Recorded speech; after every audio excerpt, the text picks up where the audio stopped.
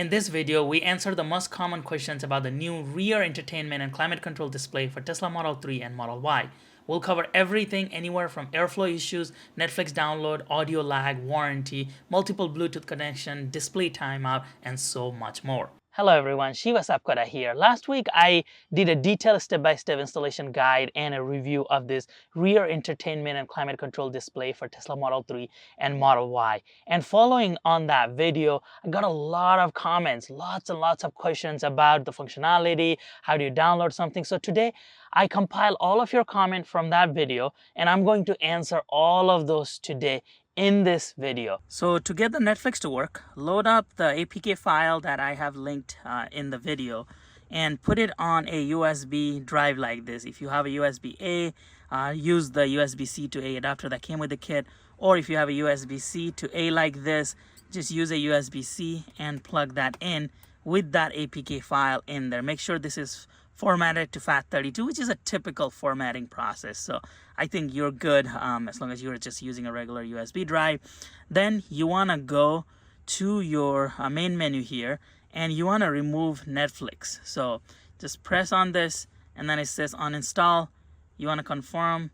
You just want to remove the Netflix altogether. So Netflix is uninstalled. The native one that came with the system is uninstalled. Then you want to go to File Manager. And this will pop up and you want to press on these three lines here, then select your USB drive. So this is the USB drive right here. Then select Netflix. And when you do that, it will say, do you want to install this application? It does not require any special access. Then hit install and it will just take a second and you will have the Netflix installed on your system. So it takes about 10 to 15 seconds and the app is installed. Then you can just go ahead and hit open and Netflix is open. Now it says new version of application found. Do not update it. Just leave it to the older version. Then you can just sign in and start using it. Another question was, how is this getting internet? So it's getting internet from your phone. That is the hotspot it's using, or you are in Wi-Fi. And when you go to Android setting, that's why the Wi-Fi is turned on here, is because we went to the Android setting and connected to our Wi-Fi. So the device is not going to get the internet from your car, even if you have a premium connectivity, but you are going to have to connect your Wi-Fi hotspot. And once you connect it, you don't have to keep doing that. It's just once, you need to connect it once with your phone's hotspot. Another popular question was, how many Bluetooth devices can you have it connected, especially headphones? So if you have two headphones, two kids in the back, can they both listen to the music or whatever is playing using this system here? So we're gonna do a quick test here. So bad news, looks like you have to select one Bluetooth output. So either you select the Tesla or one of these Bluetooth. Right now I have one here on my one ear and then the other one on this ear, and only one of them is playing. Both of them are not playing. And let me show you in the settings how to choose which one you want it to play. So I was hoping that it would play on both devices, but looks like you have to choose one or the other. And to choose that, you have to go to the settings. So to select the right Bluetooth device, you have to go to right here. It says available media on the Bluetooth settings. So connected device, available media, and then I've got my AirPod Pro and then my headphones. Now it says AirPod Pro is active, and that's what is playing the audio right now. Now if I select this, it will just make this device active, my headphones, so that I can only play using my headphones versus the AirPod Pro. Another common question was, can we have the Bluetooth headphones and the gaming controller? So now we know that you can't have two Bluetooth headphones connected and playing at the same time, but it would be counterintuitive if the headphones and a gaming controller didn't work, because if your kid is playing games in the back, you are gonna want both of those to work so that they can play with the audio as well as this. Because this does not have a native audio, either it has to be connected to the Tesla or you need a Bluetooth headphone. So let's test that. So pair, now it is currently connected. So the active media is this, which is the headphones and the Xbox controller. So I am going to try to connect this both and then let you know. I can confirm that the audio works coming out of this game, and I can use my gaming controller to control my character here in the game. So this is all working. So I can confirm that the audio and the gaming controller can be connected at the same time. So another popular question was, how bad is the lag between this display with the Tesla speaker? So I have connected this display to the Tesla speaker, and what I have noticed is that there is a lag when you press this play icon and any other media. There's that initial lag. I think it's because it is taking a little while for Tesla to recognize it, and Tesla is showing that on the screen here. So Tesla is recognizing that I'm watching this video, so the audio is going through, but I think it just takes a second. So if you look at it here, when I press play, it's not going to play right away. It is going to give me a lag, but then when I skip a little bit, it catches up. So that is the lag. Now if we skip it just a little bit, a couple of people also had issues with software. Now it caught up with this display. By the way, if you're one of those people who are still waiting for a solution, please contact the vendor that you got the display from, and they can send you a plug that can go to the rear. So now we're fully caught up. So I think it's just weird that when you first play it, I think there's that first delay, then that throws off the audio, but then if you skip it a little bit, that audio catches up. Now we are pretty much good. There's just a very slight delay, but I think overall we are good. Or it didn't have Bluetooth connectivity for gaming controller, so that was the feedback. So just a slight delay. Now let's test the Bluetooth headphone. All right, now I have connected to the Bluetooth headphones here, and I'm gonna put this close so that you can hear it from the Bluetooth headphone. And I think it solves the problem using the Bluetooth headphone because I didn't see any lag. Hang on everyone, today we have this rear entertainment and climate control display version 3. If you remember a couple of months ago, I introduced this version 1 of this rear entertainment display where it worked great. It looked like this product. So it actually solves the problem. I didn't see any lag here, and it was much of a involved installation. And a couple of people also had issues with software update from Tesla with this display. By the way, if you are one of those people who are still waiting for a solution, please contact the vendor that you got the display from, and they can send you a plug that can go to the rear OBD port. And then so if you watch that and then the audio, it was perfectly aligned. So I didn't see any lag. If you guys notice any lag, please let me know. But looks like if you're using the Bluetooth headphones, that audio lag issues with the Tesla's speaker is not there. So that is great news. So one of the questions that I got was, and actually it was a very popular question, was these are tiny vents. How does it affect the airflow with this? So I designed a special state-of-the-art testing paper, and we're gonna do some airflow testing here, and I'm just gonna show you the difference with this one or this one and how much this paper strip is moving, and you can gauge the idea. This is with just the front fan going on right now. I haven't turned on the rear fan, and as you can see, it is barely moving because we're still getting air from the front. Now I'm gonna turn on the rear fan, and the rear fans should be going right now.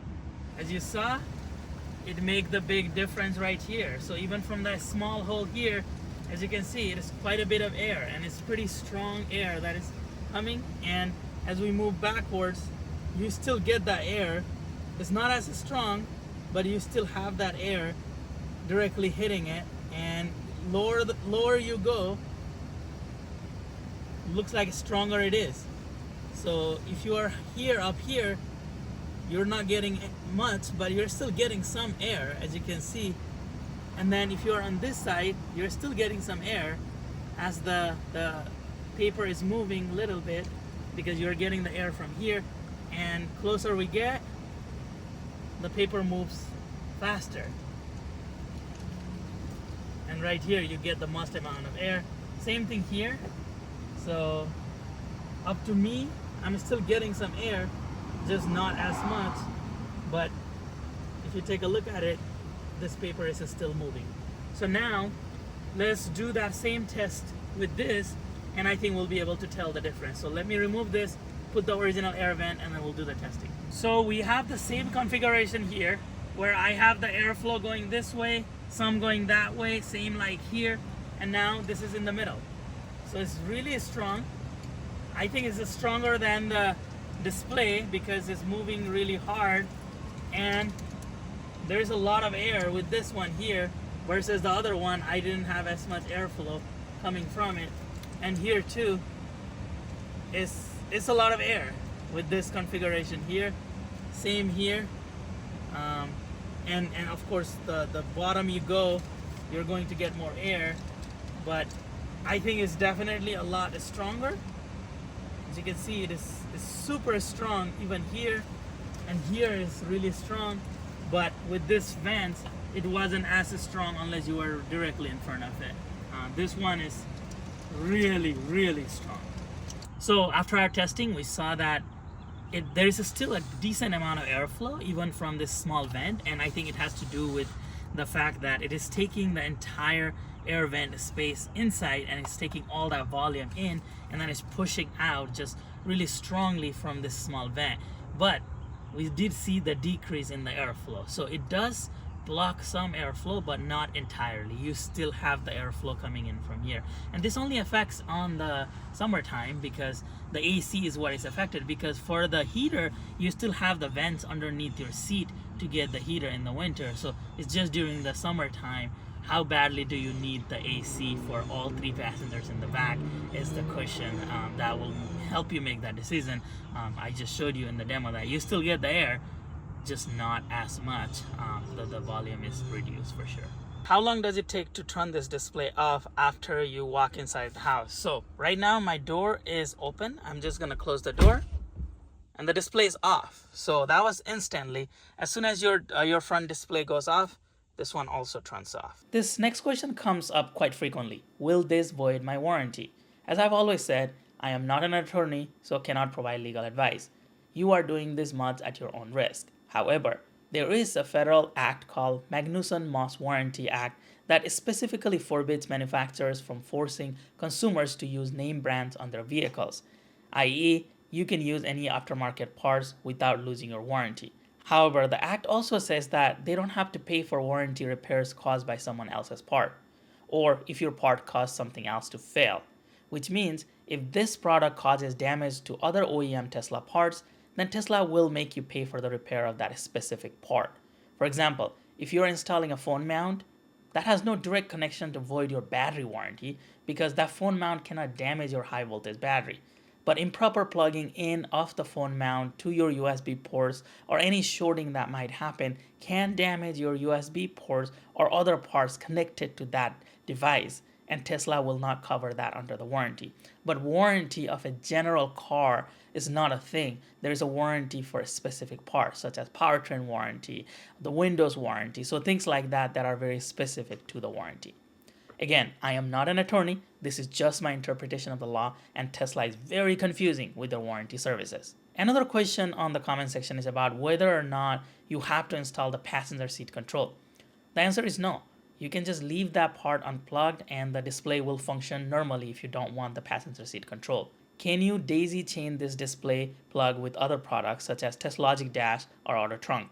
The answer is yes. You can daisy chain multiple plugs. I have done 4 or 5 plugs, but you might run out of space to put the cover back on. Will the control of this display update the information on the main screen? The answer is no. You can change the airflow speed or seat heater in the rear, but that is not reflected on the Tesla screen.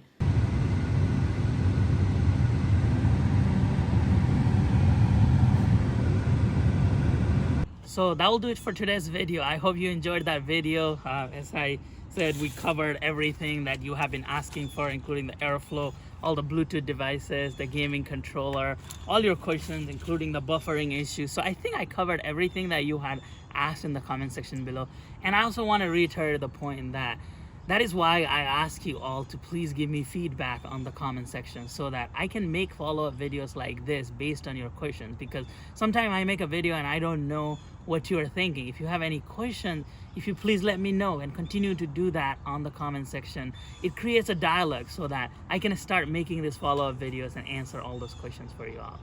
Thank you very much for watching this video, and thank you for supporting our channel. If you haven't already done so, I would really appreciate it if you could please give this video a thumbs up, subscribe to our channel, and then also share our videos in online forums, other Tesla community where they might want to watch some of these videos and enjoy some of these accessories. So thank you very much for doing all that and helping us grow so we can continuously bring more videos like this in the near future. We'll be back again with another awesome Tesla accessory next week.